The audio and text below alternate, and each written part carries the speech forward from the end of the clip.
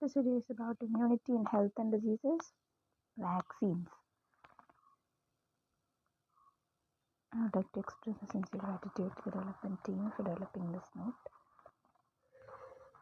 This note is from APJ Pathshala site, Government of India, MHRD. Thank you.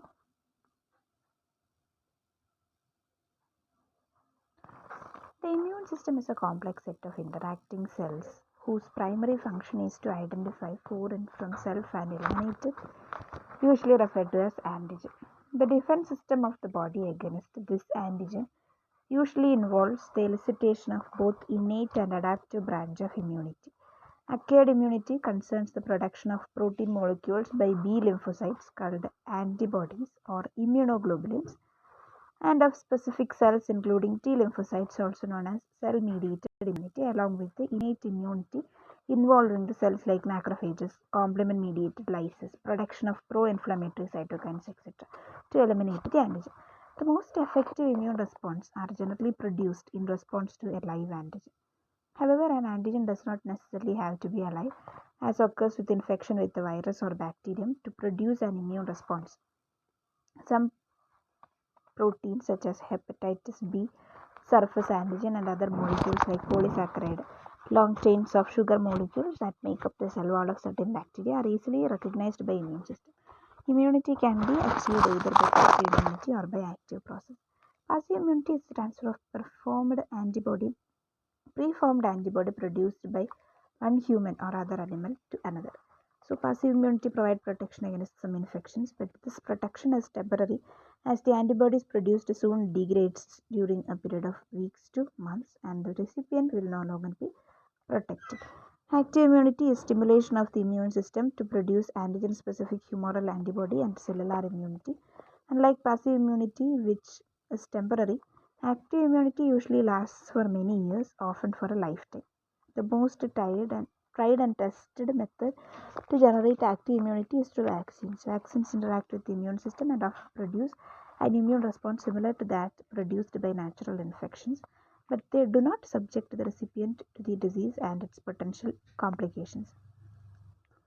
Many vaccines also produce immunologic memory similar to that acquired when infected by the natural disease.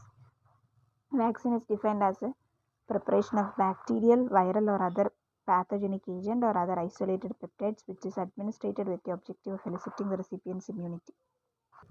A vaccine is defined as a preparation of bacteria, viral, or other pathogenic agents or other isolated peptides which are administered with the objective of eliciting a recipient's immunity.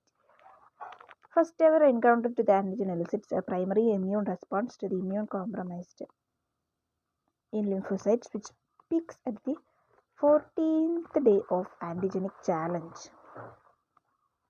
This primary immune response leads to formation of IgM type of immunoglobulins, leading to activation of both B and T lymphocytes as well as memory cells are formed. Subsequent exposure to the same antigen leads to the second exposure due to memory cells, which is rapid, and response to the pathogen is by the high affinity IgG type of immunoglobulins. There is this rapidity towards secondary exposure to the antigen that protects the host against the potential threat, the repeated attack by the same pathogen. So subsequent exposure to the same antigen leads to the highest response, secondary response due to memory cells which are rapid, and the response to the pathogen is by the high affinity IgG type immunoglobulins. This rapidity towards secondary exposure to the antigen that protects the host against the potential threat by the repeated attack by the same pathogen. This vaccine is basically an antigen or its component that can induce the secondary immune response in the host. We can broadly say that a vaccine aims to introduce immunological memory against a pathogen in the host. Primary immunological stimulus, exponential phase, latent period, steady state. IgM, primary response, then IgG. Declining phase, then IgM, IgG to a greater extent. Secondary exposure, primary immunogenic stimulus. Secondary immunogenic stimulus. Serum antibody concentration, log scale, time. Characteristics of a good vaccine. A vaccine should be able to generate immunological memory. Both T and B cell lymphocytes should be lymph-formed, hence should be able to generate both arms of immunity, humoral and cell-mediated. It should have the ability to generate appropriate immunity, like cell-mediated immunity should be developed for tuberculosis and viral pathogens, while humoral immunity for all of the other bacterial pathogens. Then it should be able to provide lifelong immunity with a single dose. It should be able to introduce it to the recipient, probably through a non-invasive method like through oral administration or nasal spray. Vaccines should be inexpensive, easily manufactured, and stable in extreme temperatures or humidity. It should be easy to store and transport. These are just wishes. We wish for having these qualities for a vaccine, but in reality, some characters we need to compromise. Types of vaccines. There are several types of vaccines that are prevalent and may be categorized as modern or conventional. Natural live vaccines. Cowpox vaccine used against smallpox. Simian rotavirus used against gastroenteritis. Live attenuated vaccines. BCG, Sabin polio vaccine, MMRs, mumps, measles, rubella, varicella zoster virus for chickenpox, yellow fever vaccine. Inactivated vaccine, Salk polio virus, rabies virus vaccine, pertussis vaccine. Then toxoid vaccine, diphtheria vaccine, tetanus vaccine, and polysaccharide vaccine, HIB vaccine, pneumococcal pneumonia vaccine, and meningococcal vaccine. Polysaccharide vaccine. Then recombinant antigen vaccine, HBsAg vaccine. Viral vector vaccine, HIV vaccine with ENV, GAG, and POL genes inserted in canary pox virus. Hepatitis B antigen, influenza antigen inserted in vaccinia virus vector. Bacterial vector vaccines, attenuated Salmonella typhimurium as vector for cholera vaccine. DNA vaccine, rabies vaccines, influenza vaccines, HIV vaccines. Natural live vaccines. These vaccines include preparation from live non-pathogenic organisms but still have the ability to elicit immune response. The classic case had been use of cowpox vaccines. Certain live simian and bovine rotavirus have been used in vaccination against infant diarrhea. The most pertinent problem is that those vaccines could turn pathogenic by mutations and hence their use is almost negligible. The live attenuated virus. Attenuate means to weaken, is a process through which pathogen loses its virulence and hence becomes incapable of causing a disease.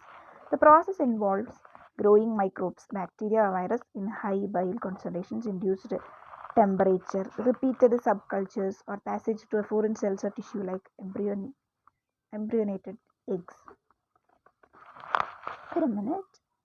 I mentioned about natural live vaccines. Next is about live attenuated vaccines. Attenuate means to weaken. Is a process through which pathogen loses its virulence and hence become incapable of causing a disease. The process involves growing microbes, bacteria or virus in high bile concentrations, reduced temperatures, repeated subcultures or passage through foreign cells or tissues like embryonated eggs. This was only mutated cells that selected which survived in such abnormal conditions. Abnormal growth conditions render certain random series of mutations in these selected cells and let them survive under abnormal conditions like low temperature or changing the surface proteins in virus. These mutated cells are harvested and used to make vaccines because they have the ability to generate both humoral and cell-mediated immunity. Attenuated bacteria such as Mycobacterium tuberculosis is used as a vaccine called BCG against tuberculosis, and viruses like polio vaccine, yellow fever, and measles have been the most successful.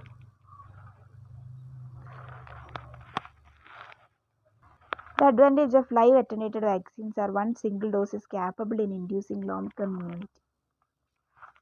Provides wide spectrum of immunity, rare occurrence of any allergic reactions or post-vaccination lumps, cost-effective. The disadvantages are potential to revert back to virulence form, which is scary. Then exacerbate diseased conditions in immune-compromised individuals. In some case, rare case may lead to abortion or infertility. Inactivated vaccines. The vaccines are prepared by inactivating or killing the pathogens by heating or chemical treatment due to beta-propiolactone or formaldehyde. The process usually changes the surface antigenic determinants, which may not be effective against natural pathogens. The advantage is that being heat stable can be administered into immunocompetent individuals and there is no danger or mutations or reversal to pathogenic forms. So the vaccines are prepared by inactivating or killing the pathogen by heating or chemical treatment, use of beta-propiolactone or formaldehyde. The process usually changes the surface antigenic determinants which may not be effective against natural pathogens. The advantage is that being heat stable can be administered into immunocompetent individuals and there is no danger of mutation or reversal to pathogenic forms. This kind of vaccines stimulate humoral immunity but are low on cell-mediated immunity, require repeated booster dose and have high costs.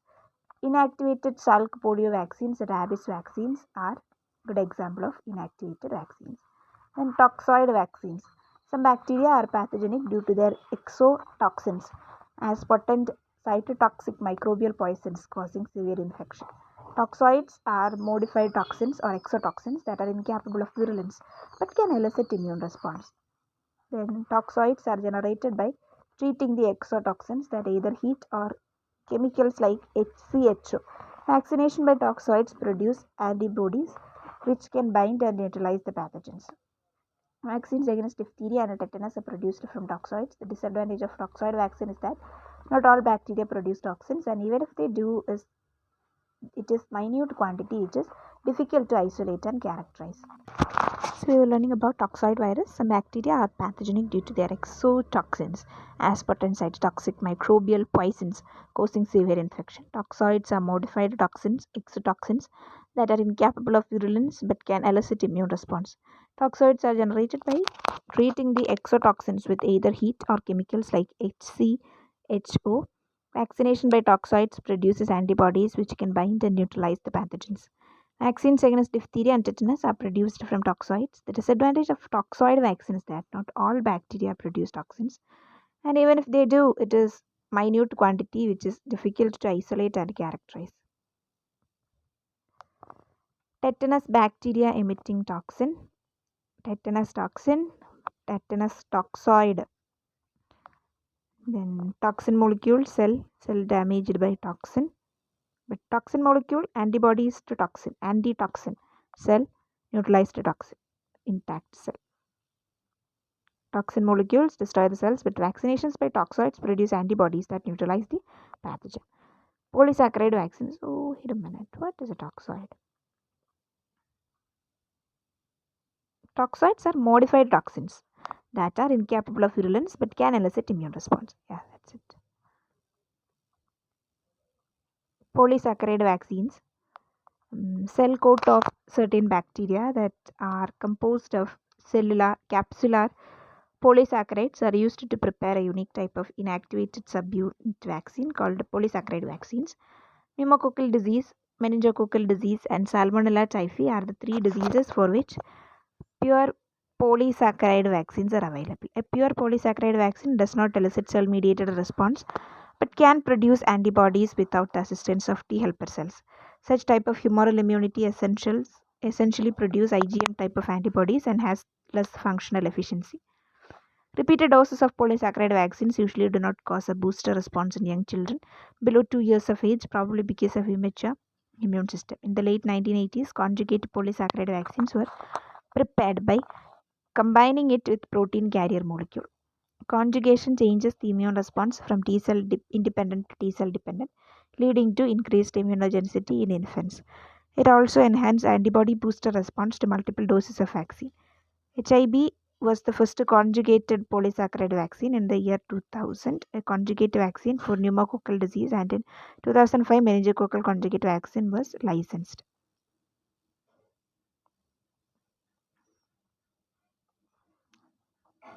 Recombinant vaccines.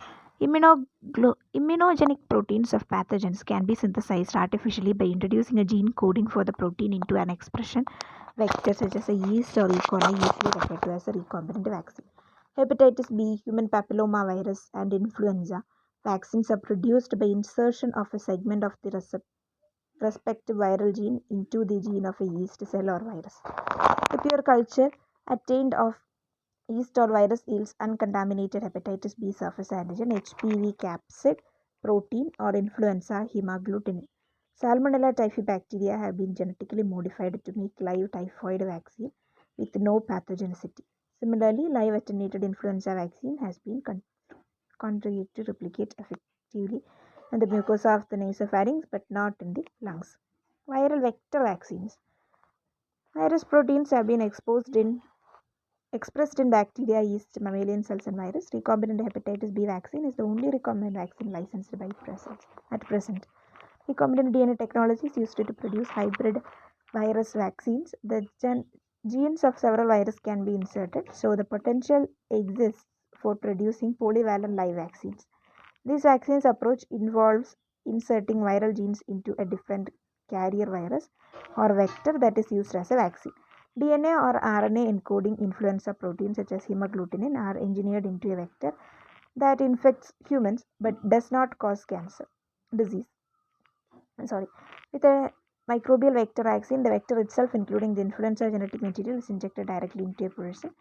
The harmless vector virus can then express the proteins necessary to prompt an immune response. Hybrid virus vaccines are stable and stimulate both cellular and humoral immunity. They are relatively cheap and simple to produce, and being live vaccines, smaller quantities are required for immunization. Hemagglutinin, harmless influenza virus, NOP protein, linear dsRNA virus, vector adenovirus, alpha virus, recombinant virus expressing HA protein. Immunization of patients with viral vectors stimulate both cellular and humoral immunity.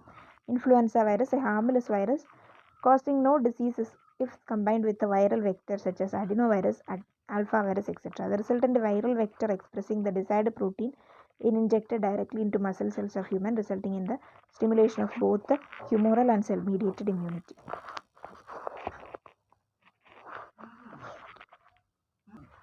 Bacterial vector vaccine. Similar to the viral vector, some bacterial strains are engineered to carry genes of virulent pathogens.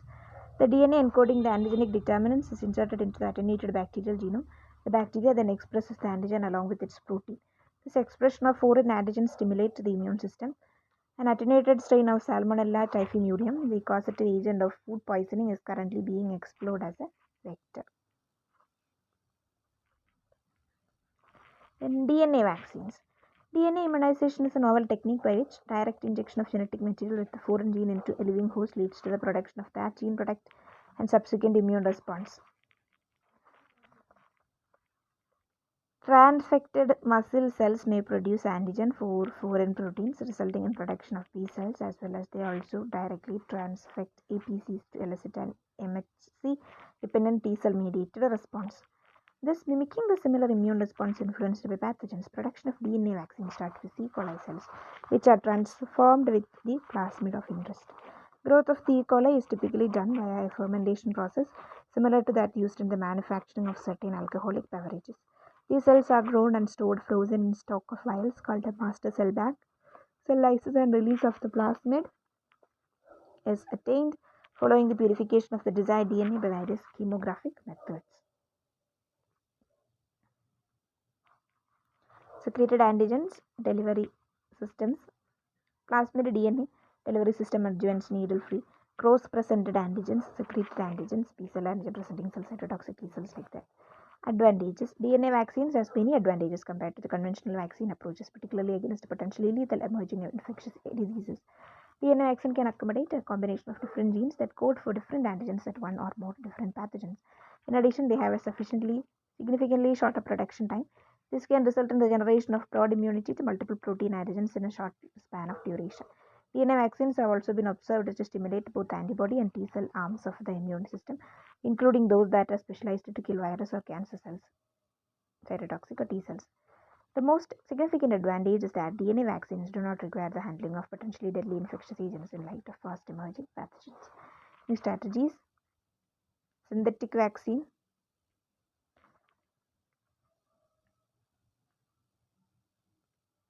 Microencapsulation delivery system, solid matrix antibody antigen complexes, lysosomes and micelles, ICOMs, immune stimulating complexes, anti-idiotype vaccine, antigen chelates, etc. A vaccine is a preparation of pathogenic agent or their constituents. Once again, I'm gonna read this. Vaccine, synthetic vaccine, microencapsulation delivery system, solid matrix antibody antigen complexes, liposomes and micelles, then ICOMs, immune stimulatory complexes, anti-idiotype vaccine, antigen chelate.